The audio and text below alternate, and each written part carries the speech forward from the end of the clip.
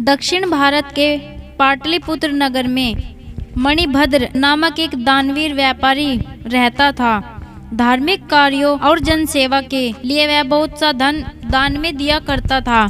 अत्यधिक दान पुण्य के कारण उसका धन समाप्त हो गया और वह निर्धन हो गया।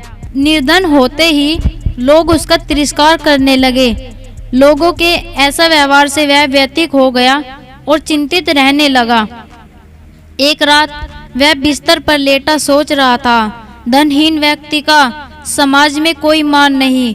धन के अभाव में बुद्धि, ज्ञान और प्रतिभा भी दब जाती है।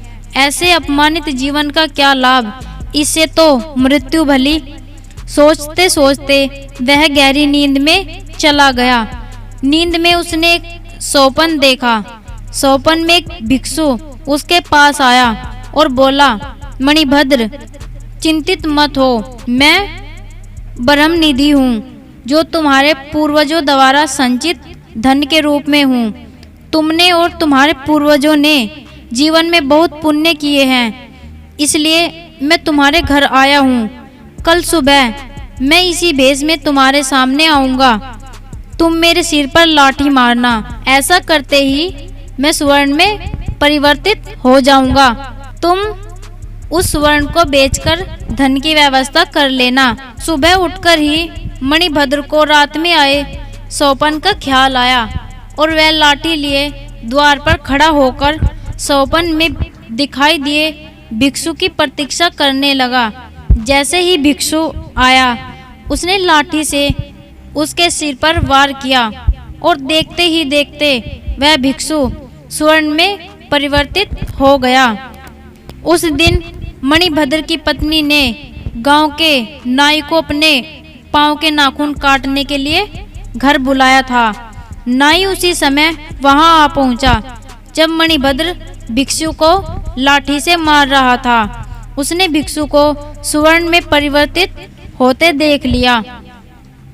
मणिभद्र नहीं चाहता था कि गांव में यह बात फैले, इसलिए उसने नाई को कुछ धन और कपड़े देकर यह बात स्वयं तक रखने हेतु समझा दिया। इधर नाई जब अपने घर लौटा तो उसकी आंखों के सामने भिक्षु के स्वर्ण में परिवर्तित होने के दृश्य तैर रहा था।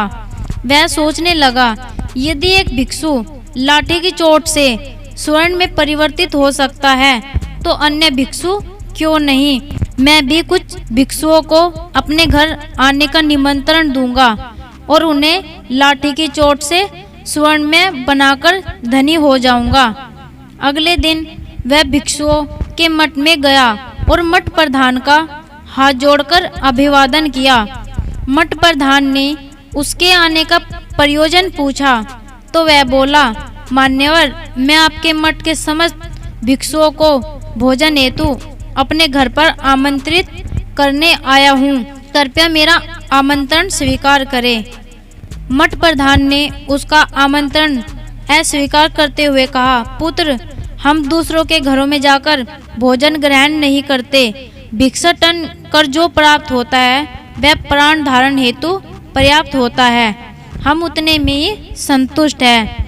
नाई तत्परता से बात बदल कर बोला, मान्यवर, आपको अपने भिक्षाटन के नियमों के विपरीत जाने की आवश्यकता नहीं है। आप मेरे घर पधारे।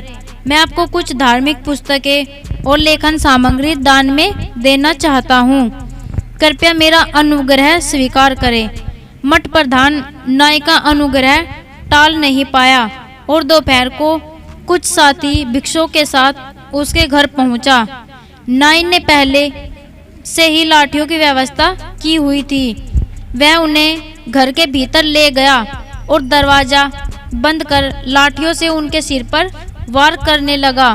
स्वयं पर हमला होते देख बचाव में भिक्षु चीख पुकार मचाने लगे, जिसे सुनकर नगर के रक्षक नाई के घर दौड़ आए। वहां उन्होंने देखा कि कई भिक्षु लहूलुहान और धराशायी पड़े हैं तो कई भिक्षु मरे पड़े हैं। नाई को पकड़कर वे न्यायाधीश के समक्ष ले गए। न्यायाधीश ने जब रक्तपात का कारण पूछा तो नाई ने मणिभद्र के घर घटी घटना का शब्दश वर्णन कर दिया। मणिभद्र को न्यायालय में बुलाया गया। वह न्यायालय में पहुंचा और पूछने पर न्यायाधीश को विस्तार पूर्वक सौंपन की बात बता दी। न्यायाधीश ने मूर्ख नाई को मृत्यु दंड दिया और कहा, इस मूर्ख नाई की तरह बिना सोचे समझे और उचित परीक्षण के कार्य करने का यही परिणाम होता है। दोस्तों, हमें इस कहानी से यह सीख मिलती है कि हमें बिना सोचे समझे कार्य करने वालों को कई बार पछताना पड़ता है। इसलिए किसी भी कार्यों को करने के पूर्व उसके बारे में पूर्ण जानकारी प्राप्त कर ले और पूर्ण परीक्षण उपरांत ही उसे करे, ताकि आधी अधूरी जानकारी कार्य बिगड़ने का कारण न बने। धन्यवाद।